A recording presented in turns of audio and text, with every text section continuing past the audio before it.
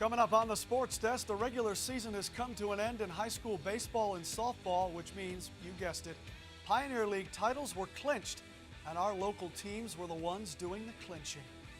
Plus, the El Camino College softball team needed a third and final playoff game to decide who goes to the state championship. We'll have all this and so much more. The Sports Desk begins right now.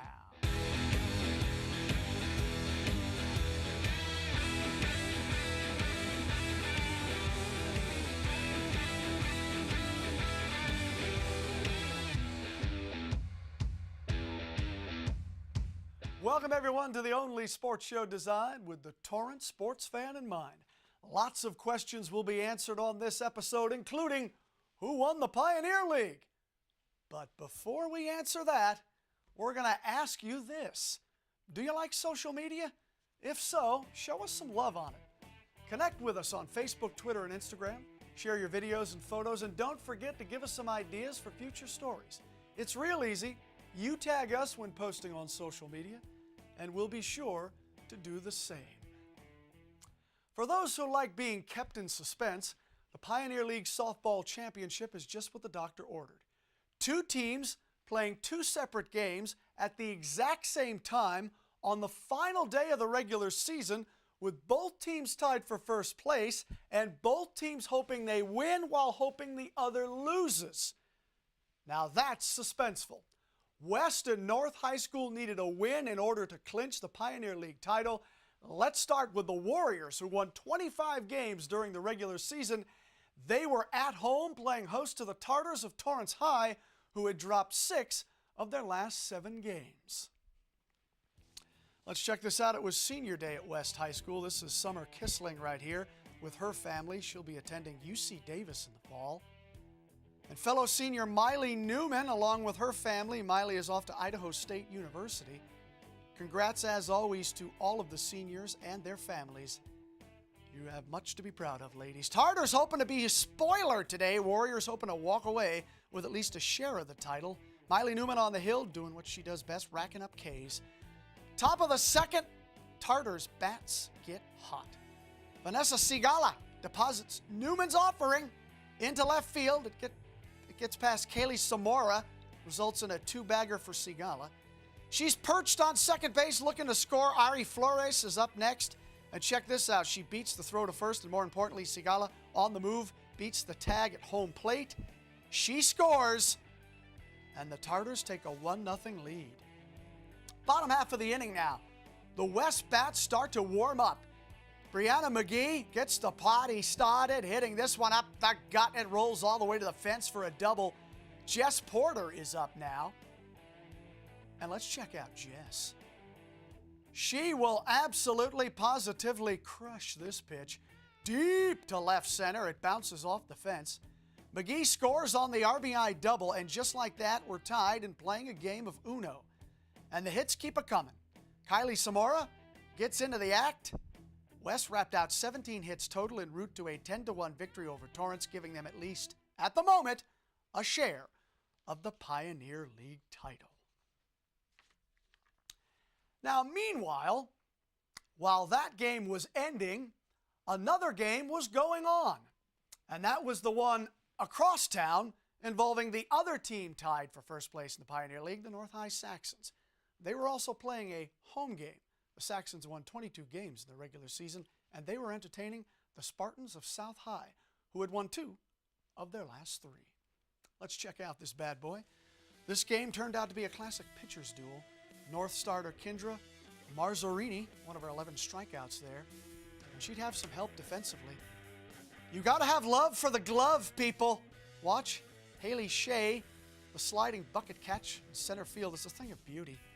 South High ace Sofia Fernandez was also in the zone. She finished with 5 Ks in this one. And then check out Fernandez with the glove coming up here. Once again, love for the glove is what it's all about. Lucia Ramirez lays down the bunt for North, but Fernandez gobbles it up and gets her out at first. It's the 6th inning, and we're still scoreless. We got more D for you. This time it's North High's Mina Nakawake, the scoop, and Jordan Colon, full extension. Wow. This game would remain scoreless and require extra innings, and starting pitcher Kendra Marzorini would help her own cause with an RBI single in the bottom of the ninth, not pictured. North wins 1-0, and sharing is caring, everyone. And that's because, so there you have it. Check this out. The North High Saxons and the West High Warriors finished the regular season as Pioneer League co-champions. Both teams finished 7-1 in league play. Next up for both teams, the CIF Southern Section playoffs. Oh, the suspense in this postseason is upon us. All right, before their thrilling extra innings victory over South, the Saxons hosted the Tartars in a must-win game that would set up what you just saw there in the regular season finale. North had to win this game against Torrance to keep pace with West. Tartars of Torrance and the Saxons of North getting ready for their Pioneer League showdown. We pick up the action in the bottom of the third, still no score. Rayanne Saye is at the dish, and she takes this offering through the wickets. Abella Cortez at short, and then she's on first. And then check this out. Marissa Garza smokes this pitch all the way to the fence and left. But watch this. Janaka Seiki right there tracks it down, fires it to Cortez, who gets it to Vanessa Sigala, and Saye is out at third. Nice D by the Tartars. A couple of batters later, Bella Gonzalez is up now with one on, and she says, "Here's your reward, all aboard." The ball goes over the outstretched glove of Janaka Seiki right there. It's a 2-run jack for Gonzalez. North takes a 2-zip lead. Tartars decide to play small ball. They're going to do some manufacturing coming up here. Seiki bunts her way onto first base. The errant throw will advance Maddie Serpa to third base. And that will set up this. Gabby Sellers, another gorgeous bunt. Serpa is going to be safe at the dish. Tartars get on the board. They're only down 2-1 at this point. Wouldn't last, though. Marissa Garza is up. And she's going to score Giselle Gonzalez from third. And then Bella Gonzalez is back up, and she's doing what she does best, absolutely slaughtering pitches. This one goes all the way to the fence and center. 2 runs will score. North won this game by the final of 6-1. Elsewhere in high school softball, the Knights of Bishop Montgomery. Check them out. They won against St. Anthony by the final of 10-4, which wraps up, of course, their regular season.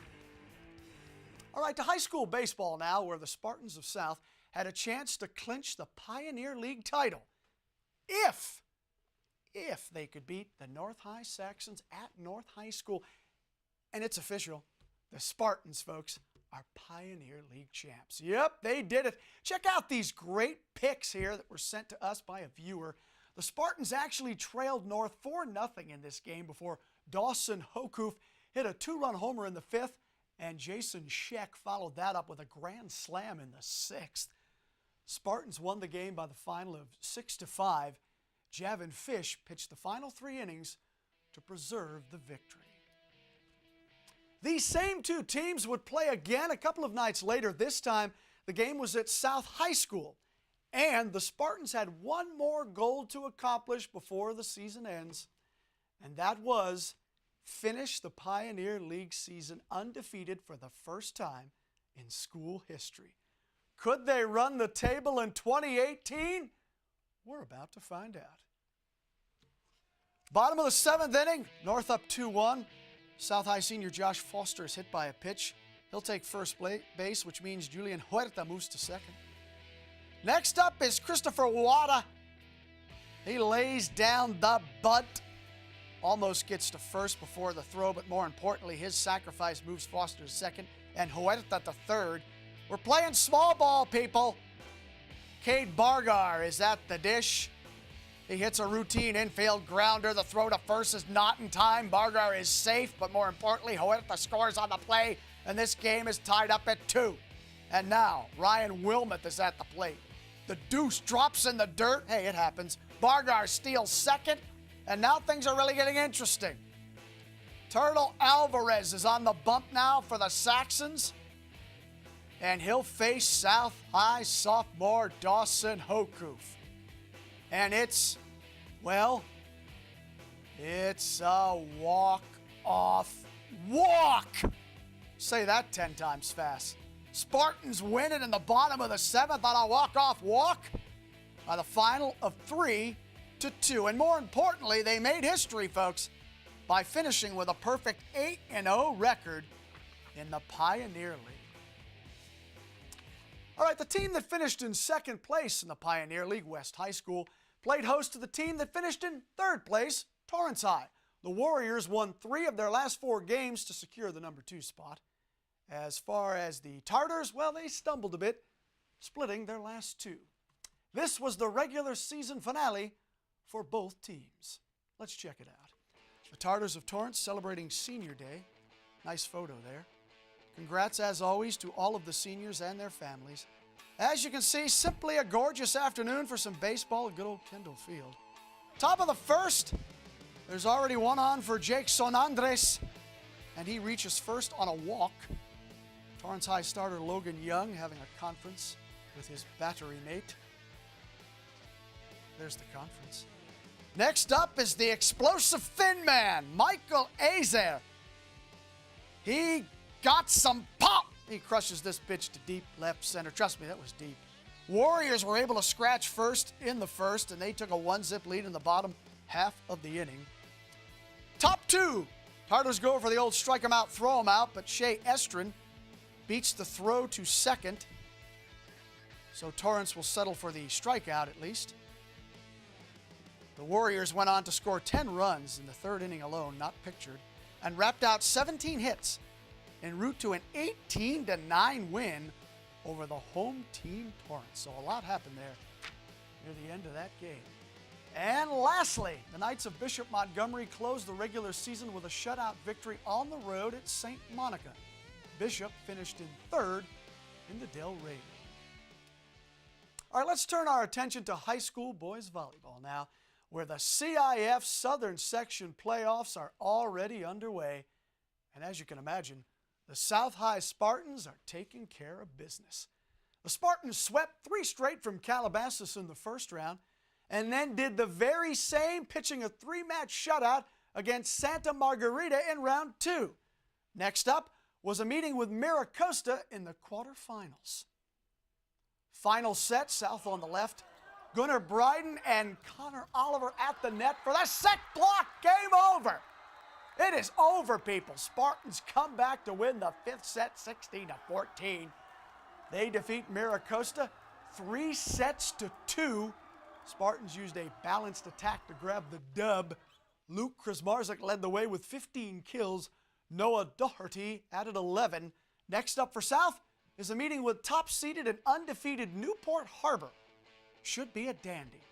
Elsewhere in CIF boys volleyball, Bishop Montgomery won their 1st-round match in Division II, but the Knights fell to San Juan Hills in the 2nd round. Let's go to Division III now.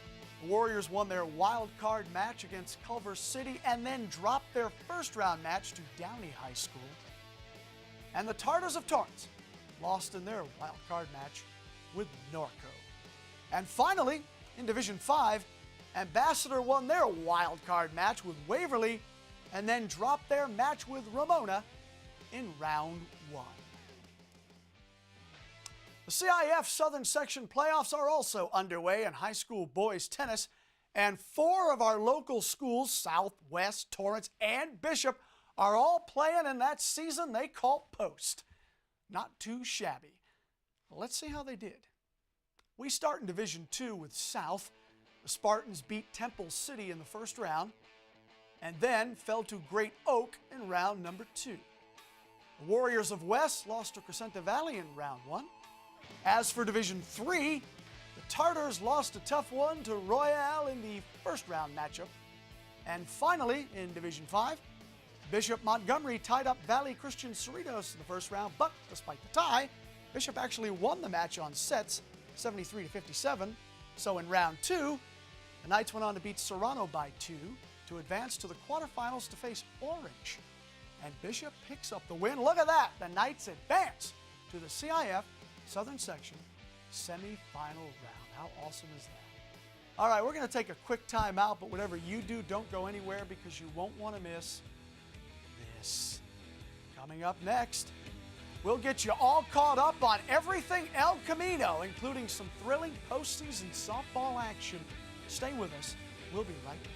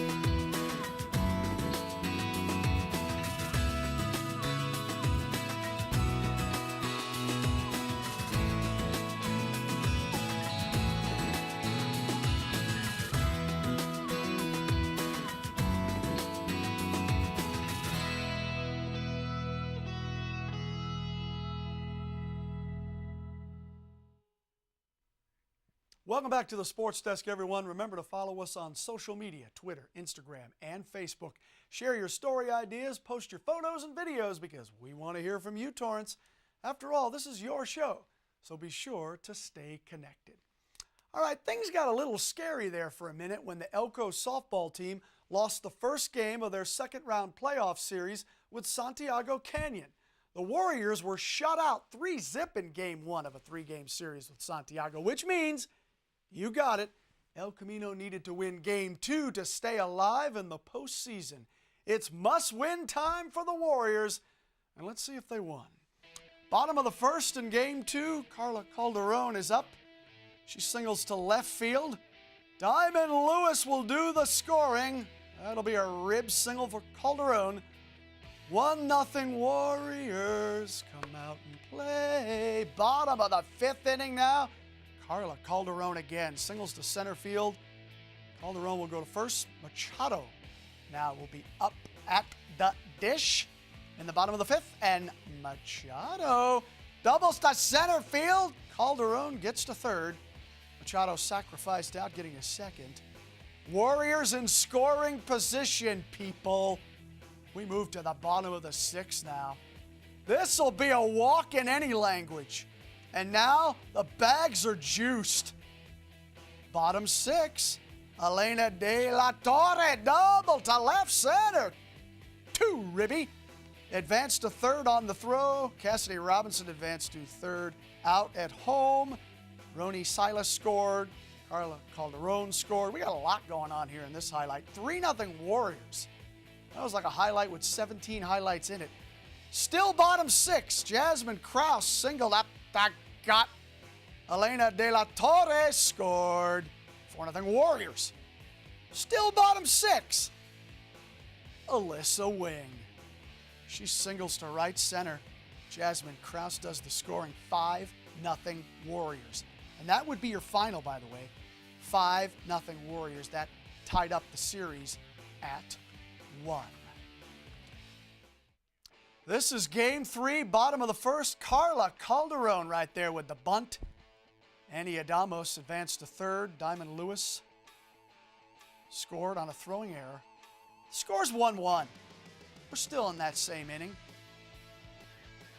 Okay, bottom of the first, Helena Gallardo reaches on a fielder's choice. Carla Calderon advanced to third. And then Annie Adamos will do the scoring. Unearned. 2-1 Warriors. Still bottom of the first. We got a lot of action going on here in this inning. Cassidy Robinson. She singles to center field. Riley Raiders advances to second base. And then to third on a throwing error. Elena De La Torre. Single to right field. 5-1 Warriors. Let's go to the bottom of the second. It's a wild pitch right there. And then check this out. Cassidy Robinson flied out right there. Sacrifice. Riley Raiders advanced to third on a throwing error. Ashley Machado scores. 8-1 Warriors. Elena De La Torre She's going to get Riley Raiders to score. It's going to be 9-1 Warriors. Raiders doubles to left center. Ashley Machado does some scoring. 10-4 Warriors. Final score 10-6 Warriors. They advance to the state championship. How about that? Awesome. All right, winning is contagious over there on Crenshaw Boulevard. The postseason continues for the El Camino College baseball team. The Warriors defeated Cerritos College in Game 1 of their Super Regional Series, which means all they had to do was win Game 2, and they were moving on in the state playoffs. And the Warriors sweep top-seeded Cerritos on the road with this 7-5 victory in Game 2. Jose Ruiz Jr., he led the way for Elko in a 5-run fourth inning. He was 3 for 5 with 1 run batted in.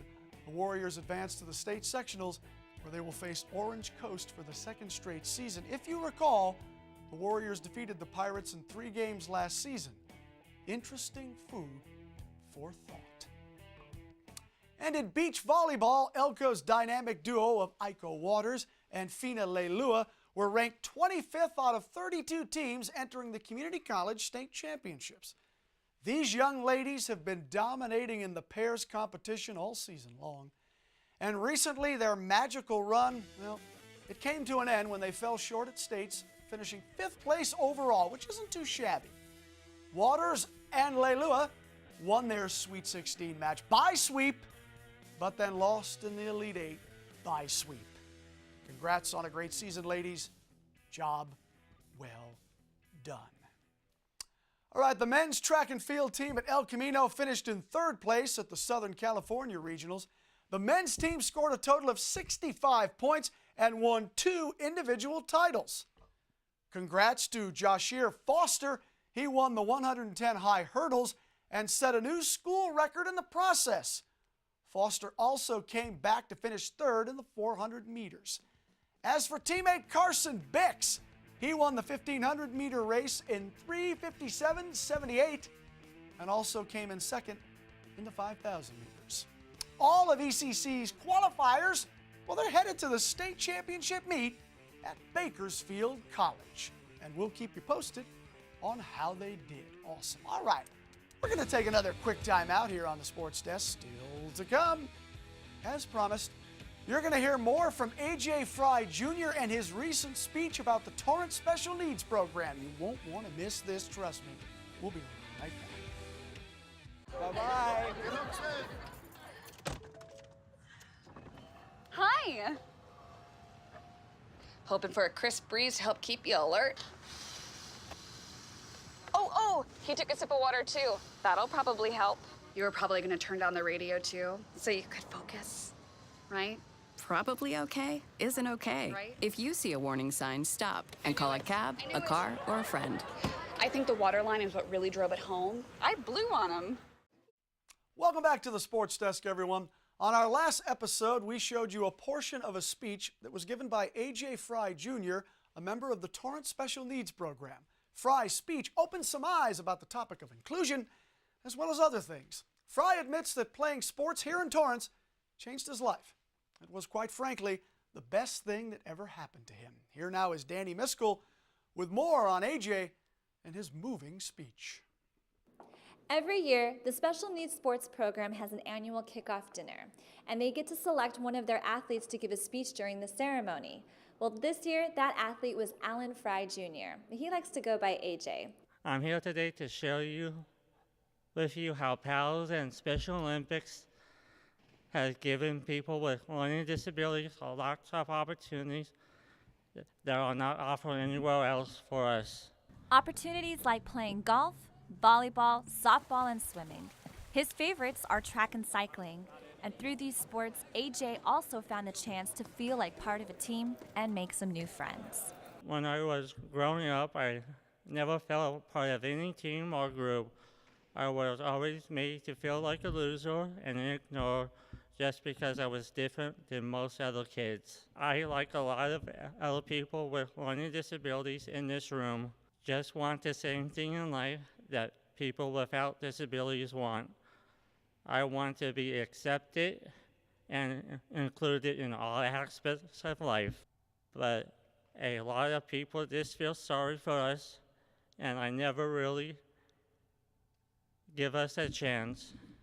I do not think they know with a little help and support we are capable of accomplishing a lot in life.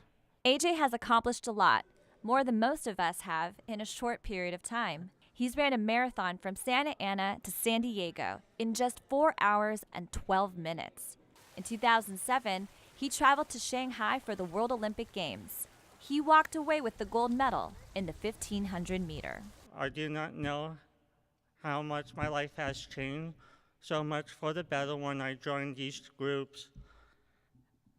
That would not have been possible if it wasn't for all the coaches, volunteers, and friends that have been a part of my life. I have grown from a kid who was afraid of his own shadow to a young man that is very proud of himself and his abilities. And his abilities not only made a difference in his life, but in his fellow teammates as well. AJ's coach, Gus Martinez, explains.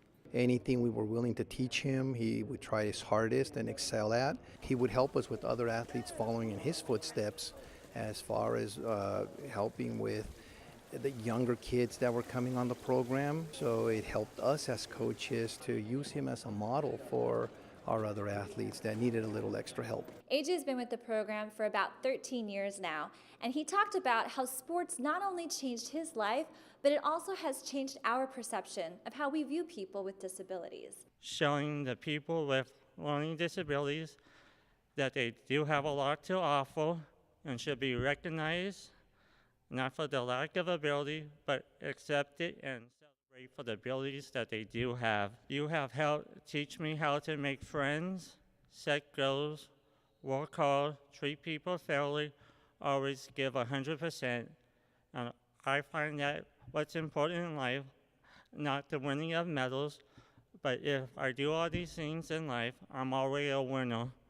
After he was done giving his speech, AJ was on his way out and couldn't help but notice something that he had yet to see. His name inscribed on Torrance's Hall of Fame plaque. This is my first time seeing it too. This is possible, and you did also get your name on the plaque.